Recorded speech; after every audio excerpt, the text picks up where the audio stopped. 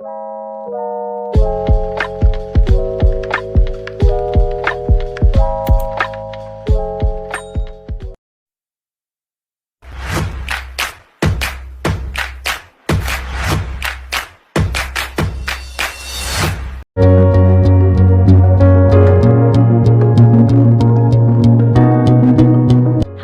selamat malam. Dengan kakak siapa saya bicara? Apit Irfandi. Kak Apit Irfandi. Kak Apit biasa dipanggil apa ya? Apit. Kak Apit.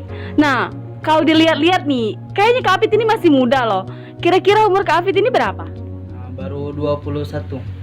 Wow, baru 21 tahun. Terus saya dengar-dengar dari keterangan warga setempat nih.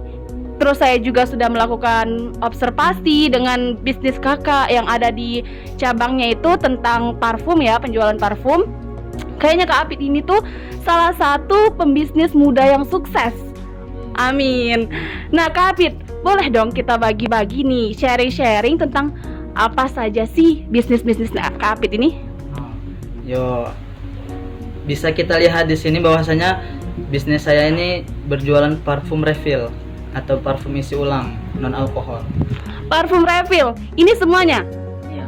Semuanya. Nah kalau dari sini nih, dari kita lihat di sini, kan banyak sekali nih macam-macam dari parfum ini. Ini kira-kira parfum ini mengandung alkohol nggak? Enggak, ini bibit murni nih, belum ada alkoholnya. Bibit murni. Kalau misalkan untuk kita nih para anak-anak muda, kira-kira varian yang mana nih yang cocok?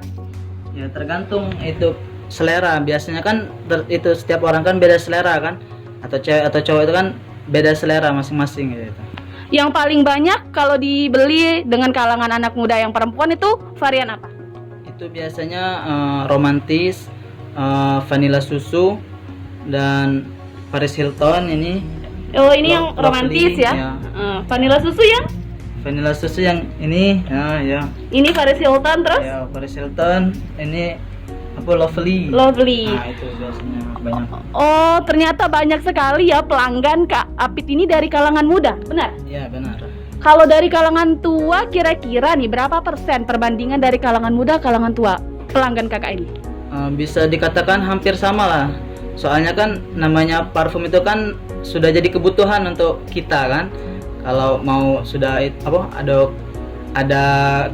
acara atau kan pastilah mau pakai parfum kan kayak gitu. Oh iya bener banget.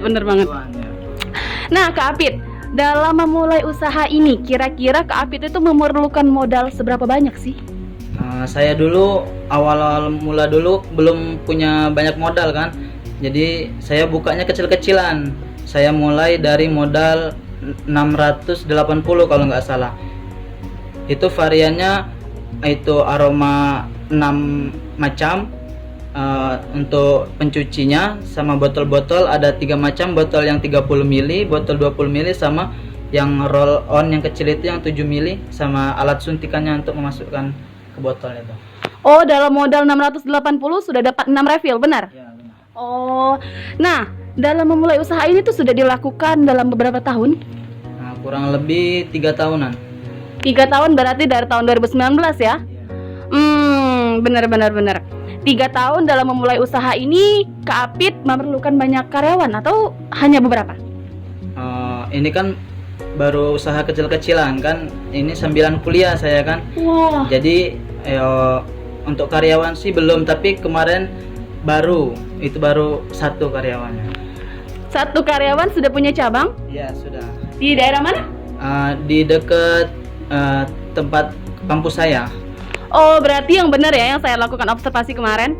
Wow, Kak Apit Irfandi umur 21 tahun baru memulai usaha 3 tahun sebagai mahasiswa. Teman-teman ini benar-benar jadi tamparan keras ya bagi kita para mahasiswa yang jadi masih kaum rebahan. Aduh sumpah. Nah teman-teman, ayo kita sekarang dengerin apa aja sih keterangan dari Kak Apit ini tentang jatuh bangun dia membangun usaha ini. Nah Kak Apit, dalam memulai usaha itu pasti ada dong cerita jatuh bangun, apa aja kesulitan yang dialami dalam memulai usaha ini. Boleh dong kita dengerin. Untuk itu ya namanya kita usahakan pastilah ada waktu naiknya, ada waktu turunnya kan. Dulu pernah kadang nggak ada sama sekali pembeli, dalam 1 bulan atau 1 minggu tuh nggak ada kan. Ya namanya kita mau maju kan, mau usaha, Iya. ya kita harus kuat kayak gitu. Namanya usaha kan nggak mungkin itu apa selamanya itu apa Selalu mau laku, selalu kan? laku, ya.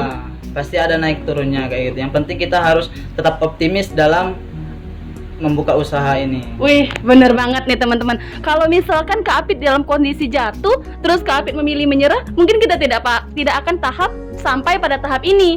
Mungkin kita tidak akan bertatap muka mewawancarai bagaimana sih tips kesuksesan dari sosok Kak Apit ini.